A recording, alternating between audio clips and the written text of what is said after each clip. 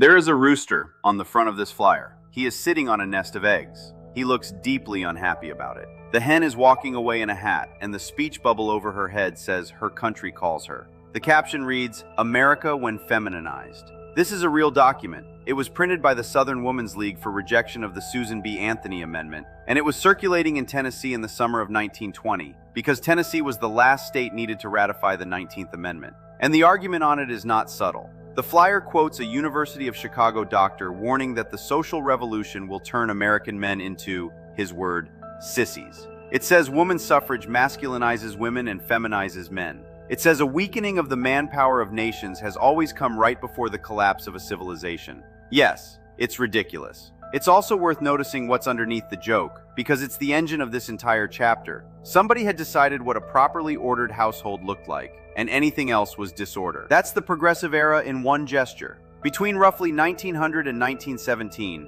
a generation of Americans looked at their country, the factories, the slums, the corruption, the immigrants, the corporations, and decided it was chaos. Then they built the machinery to sort it out. Inspect the meat, inspect the tenement, inspect the saloon, inspect the immigrant at the dock, inspect the child in the courtroom, stamp it passed or stamp it rejected. Some of that machinery is why your food doesn't kill you. Some of it was used to sterilize people. Same movement, same decade, frequently the same reformers. This is chapter 19. This is the stamp, and the whole chapter is a question about who's holding it. Start with why anyone thought reform was urgent. 2 decades of industrialization, urbanization, and immigration had rearranged the country. Then came the Depression of the 1890s, and middle and upper-class Americans came out of it genuinely convinced that unless somebody did something, the whole structure would come apart under the weight of class conflict. That fear is the thing to hold on to. Progressives were not radicals. They wanted change without fundamentally altering capitalism or the democratic system.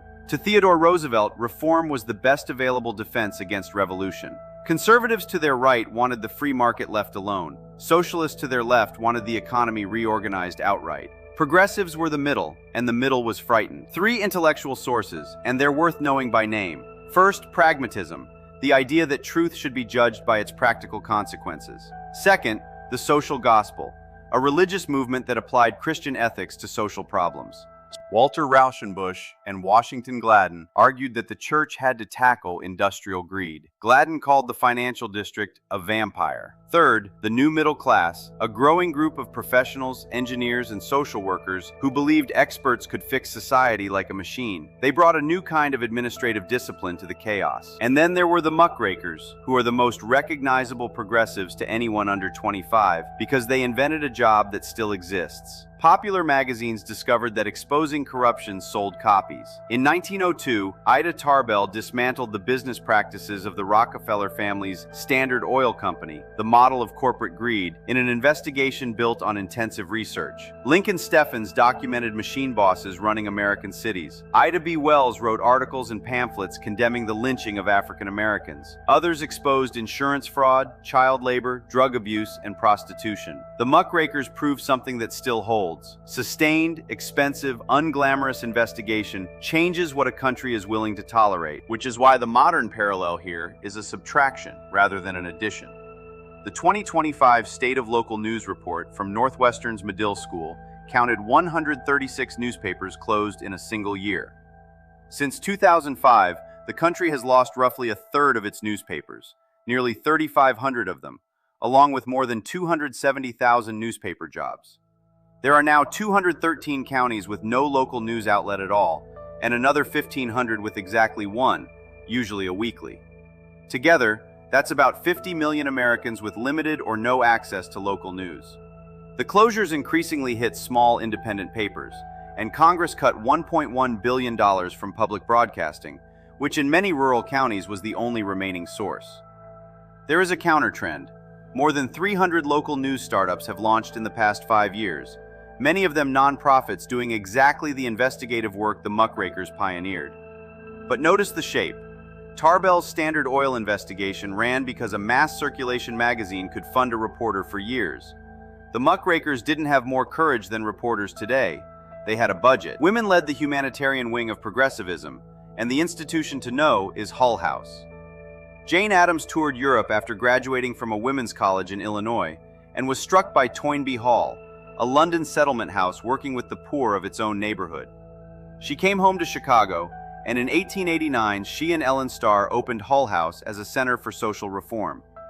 Settlement houses were all-purpose urban support centers, recreation, social activities, educational classes, staffed mainly by women. And they solved a second problem nobody advertised. They gave college-educated, professionally trained women real work at a moment when male-dominated professions were closed to them. Adams built the argument that made this respectable, and it's a clever piece of rhetorical engineering called civic housekeeping. Her claim? A woman cannot protect her household from the chaos of industrialization and urbanization by staying inside it. The chaos is coming from the community, so attacking it in the community is housekeeping. Women's clubs amplified all of it. Formed after the Civil War as places for middle-class women to meet and discuss religion, culture, and science, they had 160,000 members by 1900, and had shifted into lobbying for social justice legislation. One club woman explained the turn plainly. The initiative in civic matters has devolved largely upon women. In an age of strict segregation, African American women built their own network. Their clubs sponsored daycare centers, kindergartens, and work and home training programs. By 1916, the National Association of Colored Women had 1,000 clubs and 50,000 members under a motto worth remembering: lifting as we climb. Be precise about that phrase, though. Black club work carried a class bias. It aimed to lift poorer Black Americans toward middle-class ideals of womanhood. And in doing exactly that, it attacked the racist claim that Black women and men were incapable of raising healthy, strong families. Two things at once. Working-class women organized too. In 1903, the National Women's Trade Union League was founded, dedicated to higher wages and an 8-hour day. Now, the fight that still isn't settled. Most female reformers believed women were physically weaker than men and therefore needed special legal protection at work. They campaigned for maximum hours laws, and in 1908 they won a landmark case, Muller versus Oregon, upholding a 10-hour workday for women. They got 40 states to establish pensions for mothers and widows. In 1912, they won the Children's Bureau, and other women said this was a trap. Charlotte Perkins Gilman's Women in Economics argued that women's dependence on men was unnatural. Emma Goldman attacked the kind of marriage that made women keep their mouths shut and their wombs open. But the sharpest version came from Louisa Dana Herring. She asked, "Who ever heard of limiting a working woman in a home where she does the heaviest labor there is to 8 hours a day?" The protection versus equality fight never ended. It just changed statutes. Congress passed the Pregnant Workers Fairness Act in December 2022. It took effect June 27, 2023. The EEOC issued its final rule in April 2024. Then the litigation started. 17 state attorneys general challenged the rule. In May 2025, a federal court in Louisiana vacated the portion covering elective abortion. The through line is exact. In 1908, the question was whether treating women as a special category protects them or limits them. In 2026, the question is, which pregnancy-related conditions count, who decides, and whether an accommodation is protection or a reason not to hire you. Herring asked it in 1908.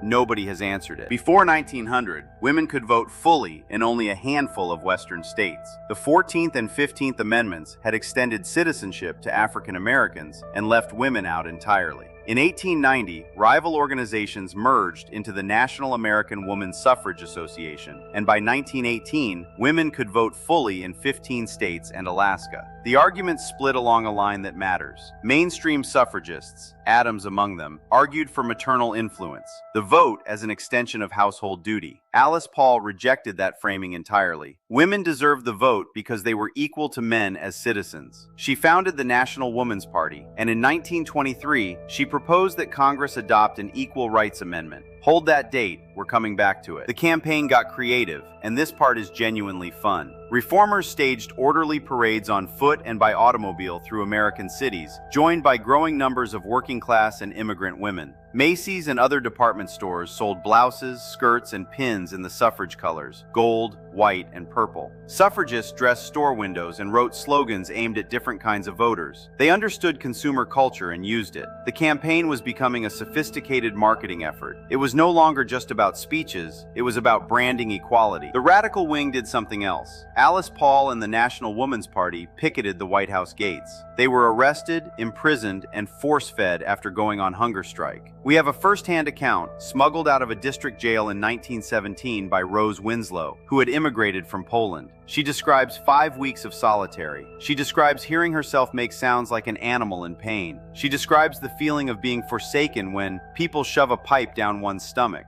And then she writes that she is waiting to see how long so-called splendid American men will stand for this form of discipline. Mainstream leaders denounced these tactics. The tactics generated publicity anyway, and the publicity helped the moderates lobbying inside. Congress passed the 19th Amendment in 1919. The states ratified it in 1920. Suffrage was not one movement with one moral. Outspoken white Southern suffragists, Rebecca Latimer Felton of Georgia, Belle Kearney of Mississippi, Kate Gordon of Louisiana, argued that enfranchising white women would preserve white supremacy by outnumbering black voters. Kearney wrote it without embarrassment. The enfranchisement of women would settle the race question in politics. Outside the South, many middle-class women ran the same argument with immigrants substituting for African Americans. Black women fought both the anti-suffragists and the suffragists. Adela Hunt Logan noted that politics meddle constantly with her and hers.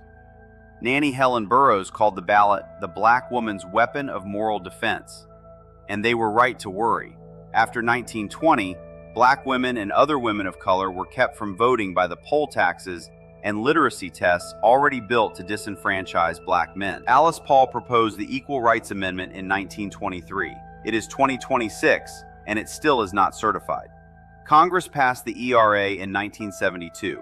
38 states have now ratified it. Virginia, the 38th, in 2020. On December 17, 2024, the Archivist of the United States stated that the ERA cannot be certified. The litigation is live right now. Equal means equal versus Trump was argued in federal district court in Massachusetts on March 24, 2026. 103 years, still arguing about a sentence that says the law can't abridge equality of rights on account of sex. A century of progress, and still, the stamp is withheld. Set the conditions first. White supremacists had stripped most black Southerners of the vote and built a rigid segregation system across education and public life. From 1884 to 1900, approximately 2,500 people were lynched, most of them Southern black Americans. Race riots hit southern cities and northern ones. In Springfield, Illinois in 1908, a sheriff tried to protect 2 black prisoners from a lynch mob. 2 days of white violence followed, leaving 24 businesses and 40 homes destroyed and 7 people dead. This was the landscape of order that the progressives were trying to fix. Black leaders responded in 3 distinct directions. Booker T. Washington, in his Atlanta 1895 speech, argued for economic self-improvement, the factory dollar versus the opera dollar. Ida B. Wells Barnett, after her Memphis newspaper was burned in 1892, focused on the truth, publishing international exposés on lynching. And W.E.B. Du Bois argued for the talented 10th, that black Americans should not wait for economic status to demand political rights. He wanted the vote first. Your chapter is careful not to flatten them. They were all responding to the same exclusion, just using different weapons. One for the purse, one for the press, one for the polls. Du Bois acted on it. He spearheaded the Niagara movement in 1905, and in 1909 he helped found the NAACP. Wells was there, so were Niagara veterans and white activists including Jane Addams. From 1910, the NAACP began filing court cases. Its first victory came in 1915, in Gwynn versus United States. And outside politics, black communities built schools. In 1901, Charlotte Hawkins Brown founded the Palmer Memorial Institute. By 1910, more than 1.5 million black children were in school in the South, taught mostly by the region's 28,560 black teachers. They were building their own order while the white one was actively trying to dismantle them. Ida B. Wells spent her career trying to get lynching treated as a crime. Congress introduced its first anti-lynching bill in 1900. The Dyer bill died to a Senate filibuster in 1922. Roughly 200 attempts failed over the following century. On March 29, 2022, the Emmett Till Anti-Lynching Act was signed into law. 122 years after the first bill, 91 years after Wells died. The gap between identifying a problem clearly and getting a government to act on it is measured in generations, and Wells had the evidence in 1892. She published it. The stamp took over a century to fall. Native Americans were fighting the same era with far less coverage. The magazines exposing industrial evils generally skipped Indian policy entirely, so reformers turned to the Quarterly Journal, published by the Society of American Indians, to make their case. They did not win legislation. State and federal governments declined to act on their demands. What they did accomplish was narrower and real. Activists filed 31 complaints with the U.S. Court of Claims, seeking compensation for federal payments owed and never delivered. And they built organizations, the Black Hills Treaty Council among them, to pressure the government and publicize demands. Which is, functionally, the progressive playbook. When you can't win at the ballot box, organize, document, publish, and litigate. They were experts in a system that refused to recognize their expertise. That playbook produced one of the more surprising outcomes of the last few years. The Indian Child Welfare Act of 1978 requires that Native children removed from their homes be placed with Native families. It was challenged as unconstitutional racial discrimination. On June 15, 2023, in Holland versus Brackeen, the Supreme Court rejected the challenges 7-2. The thing to notice is the legal foundation. ICWA survived because tribal membership is a political classification tied to sovereign nations, not a racial one, which is the same argument Montezuma and Parker were making in the 1910s. They lost it in their lifetimes. It held in 2023. The lines they drew then are the reason the law stands now. Here's the hinge of the chapter. Progressive initiatives repeatedly crossed the line from social reform into social control. Take Prohibition. After Willard died in 1898, the Anti-Saloon League took over. Between 1906 and 1917, 21 states banned liquor sales. Northern urban progressives identified urban decay with immigrants and saw the tavern as a breeding ground. In 1913, the League got the Webb-Kenyon Act. After the U.S. entered the war in 1917, reformers added that prohibition would conserve grain and keep soldiers sober. The 18th Amendment was ratified in 1919. It wasn't just about drinking, it was about defining the immoral poor as the cause of social disorder. And note who reformers were protecting. They were generally interested in white women, understood as innocents coerced into the trade, while African American and Asian women were not extended that assumption. This period built the morality machine, the Mann Act of 1910, the Harrison Narcotics Act of 1914, and the creation of juvenile courts. These laws were designed to inspect personal behavior and stamp it. But who was being inspected? Flag who reformers protected and who they didn't. The machine was efficient, but its vision was narrow.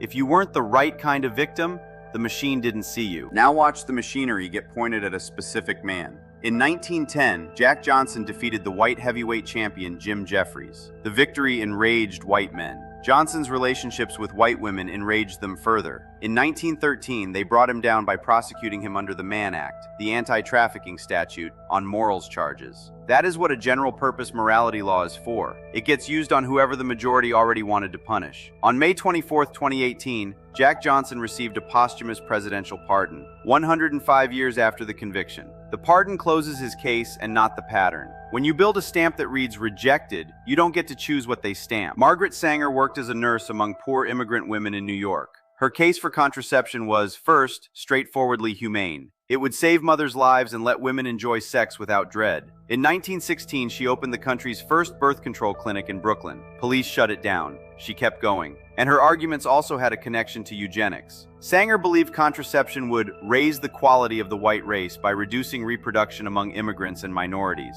Both of those are true about the same person. The clinic was an act of courage. The eugenic argument was a program for deciding which poor women should exist. I'm not going to resolve that for you. Hold both facts. In 1917, reformers got immigration restriction through Congress. The law barred anyone who could not read English or their own native language. It also denied entry to a specific list: alcoholics, feeble-minded persons, epileptics, people mentally or physically defective, professional beggars, anarchists, and polygamists. Read that list again as a stamp. Every category is somebody being inspected at a gate and marked rejected. Social scientists had done the preparatory work, validating existing prejudice by classifying darker-skinned immigrants as inferior races.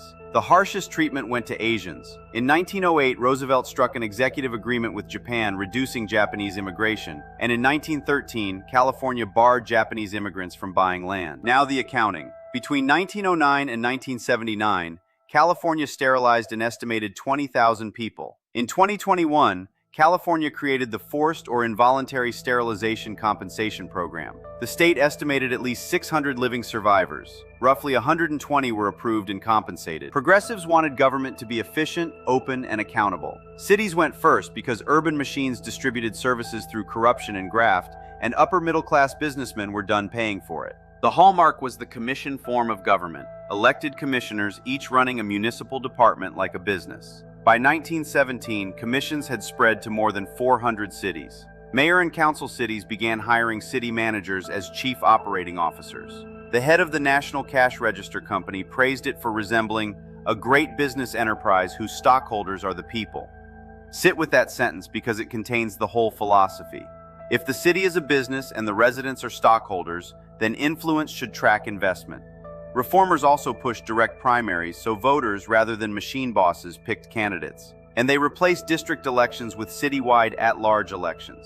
That last one is the tell. District elections let an ethnic neighborhood elect its own representative.